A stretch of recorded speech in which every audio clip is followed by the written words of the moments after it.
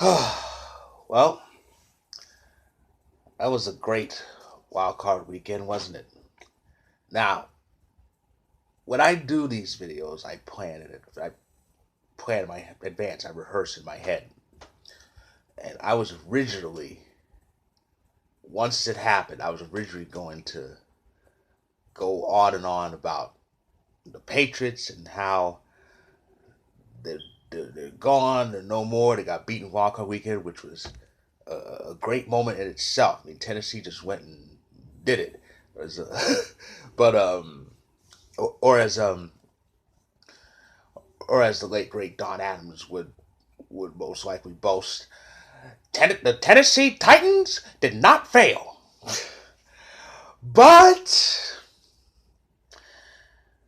I have to talk about the Saints because that pretty much overshadowed all of the greatness that was a wonderful wild card weekend. Uh, I honestly don't know how to just say it, but I'll get it out there. They just flat out lost and blew it. They went to, and I was excited for overtime because we got two overtime games in one wild card weekend. That's amazing. But uh, even when the Vikings won the toss, I well, okay, this could be interesting. But when I saw them go down the field, my first thought when they got close was, if the Vikings score a touchdown, this is gonna be one more thing for the Saints fans to complain about because we all know what happened last year with the NFC Championship, how that egregious pass interference on the Rams wasn't called. And it happened again, to be honest. Not only did the Saints lose without getting the ball, but there was offensive pass interference in that which wasn't called.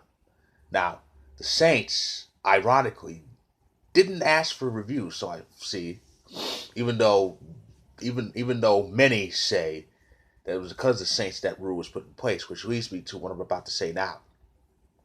I truly think the refs hate the Saints, at least this season. Don't get me wrong. I know when refs pick on teams. I'm a Packers fan. Referees have hated referees have hated the Packers so long because we have Rodgers and Rodgers is better than their favorite quarterback, Tom Brady. But this is worse than that. This is worse than that. This is just bias. This is a vendetta. Because I've been saying this for a few weeks. I said this a few months ago on Twitter, and I'm gonna double down on this. I truly think that the refs went out there to sabotage the Saints out of bitterness, because the non pass interference call was led to something I have been wanting since the Canadian Football League adopted this about 5 years ago. Pass interference calls and non calls will be challenged. The coach of that certain team will throw that red challenge flag to challenge any pass interference calls or non calls that think that should be overturned.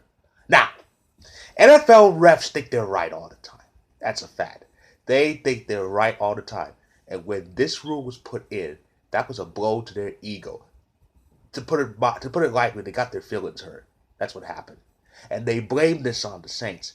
So they made sure the Saints wouldn't succeed in anything. And I was happy for this rule because I thought it was going to lead to change. They just gonna be right in the world. But now, majority of these challenges are up are and the majority of these challenges the call is upheld even though they're dead wrong. Like I said, NFL refs think they're right all the time. They do, and especially with the Saints because that was obvious offensive pass interference. The analysts have said it. The team says, of course, the team's going to say it. Of course, the Saints going to say it. But pretty much everybody who watched this game said it was offensive PI. Everybody except the officials. They knew it was offensive pass interference. But in their mind, they were like, well, fuck the Saints. Because they challenged our almighty authority. Like I said, NFL referees think they're God. Bunch of idiots. They got him a hockey fan. because the only officiating controversy in the last decade was that hand pass that happened in that Blues Sharks game. I think it was Game 3 of that Western Conference Final, but that's about it in the last decade. There's always something with NFL refs. It's ridiculous. But, and of course, Saints fans, and pretty much everybody else is going to complain about the overtime rule. And as a Packers fan, I can't sympathize because I've seen not one but two times, back-to-back years, where the Packers have lost playoff games in overtime without getting the ball, an opening drive touchdown. However, I said this then, I'll say this now. The rule is not the problem, even though I'm open to that college rule overtime. I'm open to that, but the rule's not the problem. Um, that rule change that was made about 10 years ago and was caused, ironically, by another Saints-Vikings game, which the Saints won with one possession only, that NFC Championship game 10 years ago. That rule was designed to help the defense. And it is much harder. I think it is much easier to keep a team out of the end zone than it is to keep a team out of field goal range, because field goal range is variable. It depends on the kicker. And the touchdown is a constant. You just got to keep them out of the end zone. So I honestly think that rule was made to help the defense. If you can't keep a team out of the end zone, you shouldn't win. You know, but it sucks, yeah. But those are the rules. I mean, this happened to the. I've seen this happen to the Packers twice in the playoffs, and even then I said the Packers should play defense. If we did, Rodgers had the ball. If the Chiefs played defense last year, Mahomes would get the ball. And if the Saints played defense that Sunday, Breeze would have had a chance. Plain and simple. Just play defense. Just keep them out of the end zone. It's not that hard. Um. So yeah. That mess marred, in my opinion, what was a great wild card weekend.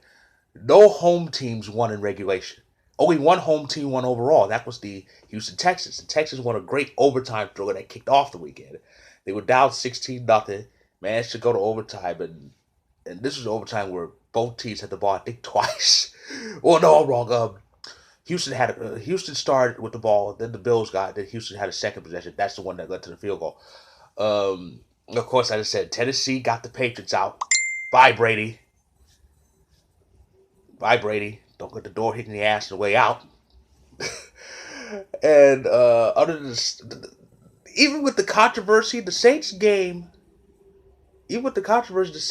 actually was a good game. I mean, I love overtime games anyway. Um, I just hate that the Vikings won. I mean, no Packer fan would see a division rival succeed, especially the Vikings. And Seattle took out the Eagles. I kind of figured they would.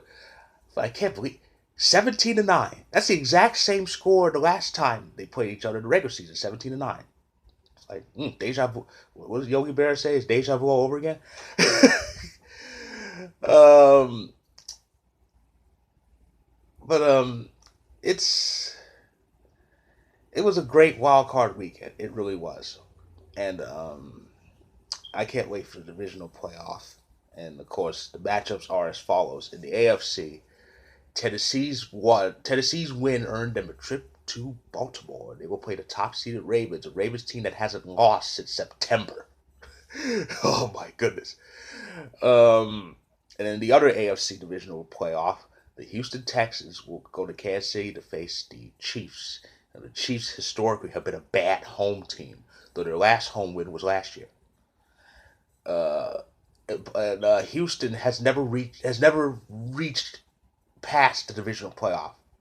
So a couple of narratives, at least one narrative could change here. So that's the AFC.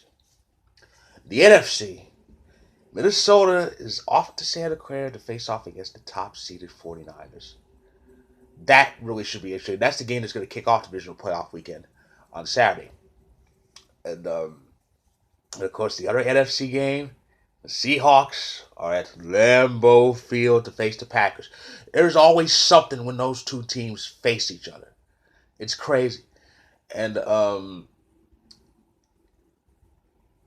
it's gonna be a great affair. And speaking of Packers, any of you who said we were the worst 13-3 team in the league and that the Saints would beat us out, I await your apology. That's all I gotta say. But anyway, so that's my review of Wild Card Weekend. It was a great Wild Card Weekend. I do love the divisional playoffs because we get to see the bye teams for the first time. Things don't go right; it'll be the only time. But uh, as far as predictions, I kind of see every home team winning. I do. I can't see a road upset this weekend. I really can't because one thing I've seen this happen a few times. The road teams kind of can dominate wild card weekend, but then the home teams can dominate the divisional playoff. So I think the home team's going to win every game. I think so. I can't see an upset. I cannot see an upset here in the making. I really can't. So the home team should all win. So that's my review of Wild Card Weekend. I'll review the divisional playoff next week. And as far as other sports, the NHL is getting close to All Star break, and I may do two videos about the state of the NHL. I may do one about how the standings look, and I may do one about how the Avalanche are looking this year. So I'll be back next week to recap the divisional playoff and get you prepared for conference championship Sunday. So until then, football fans,